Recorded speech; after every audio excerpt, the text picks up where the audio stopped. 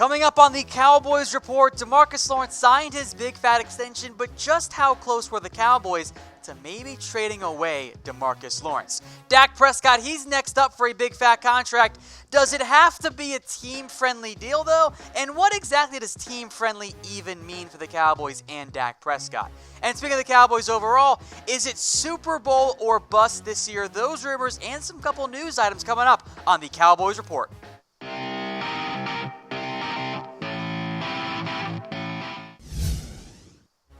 Hello friends, welcome into the Cowboys Report presented by BetDSI, the internet's #1 sportsbook. I'm your host, Tom Downey. We'll start things off with a couple of news items around the Dallas Cowboys. First up, a roster move. They've signed Shakir Soto, who last played for the San Diego Fleet, the Cowboys' first edition of an AAF player. Now, Soto has been listed as a defensive end by the mainstream media. Don't necessarily listen to them, though.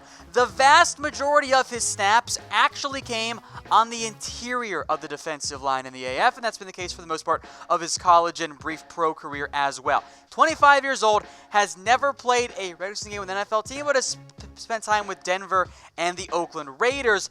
He's going to come in and try to compete for one of those last roster spots on the interior of the defensive line. Maybe the Cowboys go deep if they keep Crawford more at defensive end and they carry Daniel Ross or maybe Soto. But at his age and his lack of NFL experience, he's also a candidate for a practice squad. So remember, if the Cowboys sign more AAF players, these are not going to be guys that are guaranteed a roster spot. These are guys coming in, competing for a chance to be one of the last guys on the roster. And they'll do that by playing in the preseason. We have the Cowboys preseason schedule as well. Here's what it shapes up this year. Week 1 at the 49ers. We do not know the date for most of these games. We do know the date and time, though, for Week 2 against the Rams. This game is actually going to be played in Hawaii. That has been confirmed now by the NFL. August 17th, late in the evening, nationally televised game. We played in Hawaii. Then the Texans, as the Cowboys always do. But in Week 4 this year, a rare matchup against the Tampa Bay Buccaneers. So that is your Cowboys 2019 preseason schedule. Move now to the rumors around the Dallas Cowboys. Namely, were there trade talks around DeMarcus Lawrence? I'm going to give this one 3 stars. It does seem pretty likely. This all comes from Lawrence's agent, David Cantor, who says he talked with 2 different AFC teams about a trade. Now, Lawrence never asked for a trade, and I kind of wonder if the Cowboys were actually involved in these at all, but for a while there, I don't know if either side felt great about where the talks were. Now, Cantor at least claims that one team was prepared to pull the trigger, and if I have a guess here, it goes the Colts, then the Chiefs, then the Jets. Those teams need pass rush help, and especially for the Colts and the Chiefs, they have that late first-round pick and some, for the Colts, early second-rounders that makes some sense. In the end, of course, DeMarcus Lawrence got paid, got his big fat contract, and most importantly, Cantor said, hey, the next time we talk, you got to say, then trade me, and to help have that leverage there. But Tank didn't do it. And in the end, Cantor and Stephen Jones and DeMarcus Lawrence got together, and they worked out a deal that really wasn't all that far apart. And in the end, it doesn't matter if there were trade talks. He's here for an extended period of time after signing that big old 5-year deal. Now, today's show is brought to you guys by BetDSI, the internet's #1 sportsbook. Head over to chatsports.com/bet and use that promo code Cowboys120 for a 120% deposit bonus. You put down $50, they're going to give you $60 for free. You will not find a better deal out there, especially with the NFL draft here. All kinds of prop bets on BetDSI. That's chatsports.com/bet. We'll start with our DeMarcus Lawrence talk here. Is he going to play Week 1? I'm going to give this one 3 stars. It's almost 4 for me, but it is surgery. Stuff could always go wrong. It's never a guaranteed thing whenever you go under a procedure. Stephen Jones has said it's a 4 to 6 month recovery. It's a lot closer to 4 than it is actually 6. And DeMarcus Lawrence has made it very clear multiple times already, he's going to play Week 1. Now, the preseason, maybe he doesn't end up playing, and you know what? For DeMarcus Lawrence, that's fine. He doesn't need preseason reps. I mean, when you're one of the 5 best defensive ends in the NFL, you don't need lots of preseason reps. It's all about making sure you're in shape and ready to go. So, yeah, what I think happens here is that Lawrence starts the year on the PUP list, which I think is expected regardless if it's a 3-month or a 6-month. It's probably closer to 3 anyway. And then probably doesn't play in the preseason games, but is probably practicing around that time. But the biggest thing for Tank and the Cowboys, there's no reason to rush this. This is a relatively routine procedure. It is a shorter recovery time frame. I will be very, very surprised if Tank is out in week 1. In fact, I'll be pretty stunned. So how many sacks will DeMarcus Lawrence have this year? Let me know in the comment section. I'll put the over-under at 10.5. That's your over-under on sacks for DeMarcus Lawrence. Let me know what you guys think in the comment section here on Facebook and on YouTube. More contract talk here. The big storyline before we get really into some draft stuff going forward. Are there more extensions coming?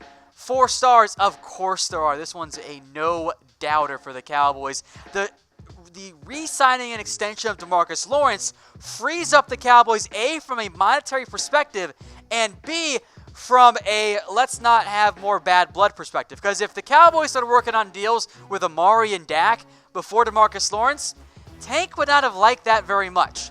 So Cooper and Dak Prescott are the next 2 up on the list. You've also got Byron Jones. He's a free agent in 2020 along with Dak and Amari. Jalen's an RFA, so that kind of is even further down the road. And then Zeke Elliott, you have him under contract until after until 2021. There's plenty of time there to work out that. And the Cowboys, by the way, especially as it relates to Cooper and Dak Prescott, they've got plenty of money there to pay both of those players the premier money that they are going to command, both from the Cowboys and if they ever somehow hit the open market. Now, I guess the main question here is, who should the Cowboys extend next? Is it Dak Prescott, Zeke Elliott, Amari Cooper, or Byron Jones? Let me know what you guys think in the comments section. We also put this on the community tab here of the Cowboys Report YouTube channel. Make sure you're subscribed, youtube.com/Dallas Cowboys Report. Here are the poll results. Dak Prescott, 55%, Zeke, 21%, Amari, 21%, and Byron, 3%. Guys, I'm so proud of you. The correct answer here is indeed Dak Prescott. That is absolutely the right way to go. And as for why, obviously many of you guys already figured that out. Here's some really good reasons why. 2 rumors focus on the Dak extension. First up, is it going to be a team-friendly deal for Prescott? I'll give this one 2 stars. Now, there's some yes and some no. Stephen Jones already came out and said, yeah, the deal's got to be team-friendly for us and Prescott, which it does need to be. You cannot be throwing out $40 million or whatever on Dak Prescott. But there's 2 things behind this. Number 1, Stephen Jones saying this publicly, this is the start of the public posturing or the public negotiations about a Dak Prescott deal. You say this now to make it clear, hey, we haven't talked to his agent yet. Hey, it's got to help us out here. We have to save money for other guys. And the most important thing, define team-friendly. If your definition of team-friendly is $20 million, I got some real bad news for you.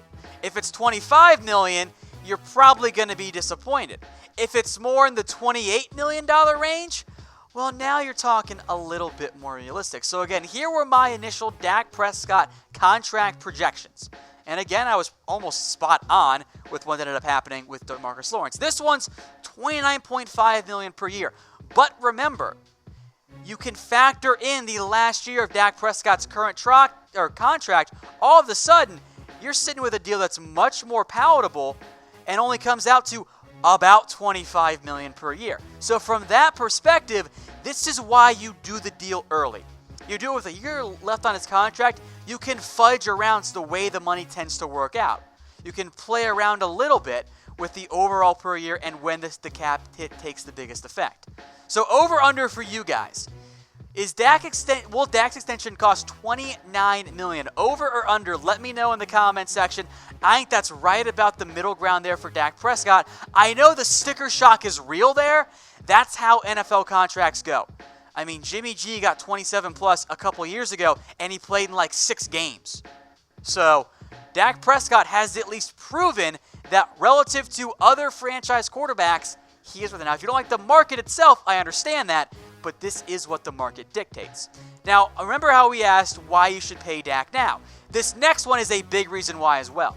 Is Dak going to make less than Carson Wentz or Jared Goff? 3 stars, this one with one big caveat.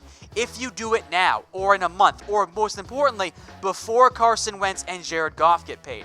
I understand the fears about Dak Prescott's money. It could blow up in your face. That's the nature of NFL contracts for any type of money at that amount anyway, or for any player at that amount. But if you do the deal now, and you get in before Carson Wentz signs, before Jared Goff signs, before Deshaun Watson, Patrick Mahomes, and maybe Russell Wilson sign, you can kind of win your own little market. Now, I don't think Jared Goff, Carson Wentz, or Dak Prescott are going to get Russell Wilson type money. So if you're the Cowboys and you get those deals done before Jared Goff and before Carson Wentz, you're going to have the cheapest quarterback of those three. The way NFL contracts work, it's always the most recent guy that gets paid the most. Salary caps go up, money goes up, and Dak, Goff, and Wentz coming out of the same draft class have relatively similar resumes in terms of demanding money. So from that perspective, if you want to save money and you believe in Dak Prescott, do it now. If you wait, as we saw with DeMarcus Lawrence, it's only going to cost you more in the end. So I'll ask you guys, what should the Cowboys do with Dak Prescott? Type P for pay now, type W for wait. If you don't believe in Dak, and I get some of the concerns, but overall, I think he's a franchise quarterback, and it's been made very clear, you type W. But if you believe in Dak as the guy, it makes the most financial sense to do it right now, or the next week, or in the next month, or more likely, when I'm on my honeymoon, because that's how the Cowboys tend to operate. So I think the answer is P for pay now. One last rumor for you guys today. Are the Cowboys Super Bowl capable? This one's 4 stars. You know, I don't know if they're actually going to win. It takes a decent amount of luck to actually pull that off. But you look at where the Cowboys sit right now, I'm a big fan of where their roster is. What are their big obvious needs? Maybe safety, but worst case, you could get by with Jeff Heath and or George Iloka in some combination. And the expectations are very much set up to make a run. And Darren Woodson, I think he is spot on with this comment. Says you're looking for small pieces. You don't have to break the bank. And for the draft with no first-round pick, you're finding depth, maybe a role player or two, and some special teams guys. I think Darren's spot on. Remember, I know a lot of you guys want instant impact guys in the draft. When you're not picking till pick 58, you're going to have to wait a little bit longer than you might want to find that type of player who's an instant impact guy. You're going to have to wait longer for him to develop. So from the Cowboys' perspective, I think it's very much a team that can make a run to the Super Bowl. And if they don't, might be time for a new head coach next year.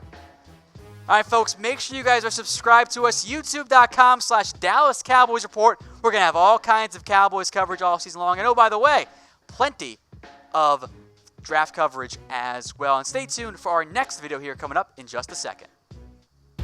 Hey Cowboys fans, thanks for watching the Cowboys Report. If you haven't already, click right here to subscribe to our channel for all the best Cowboys coverage on the internet. That's news, rumors, highlights, mailbags, film studies, and a whole lot more. And I'm making your lives a little bit easier as well with the next Cowboys Report video right here.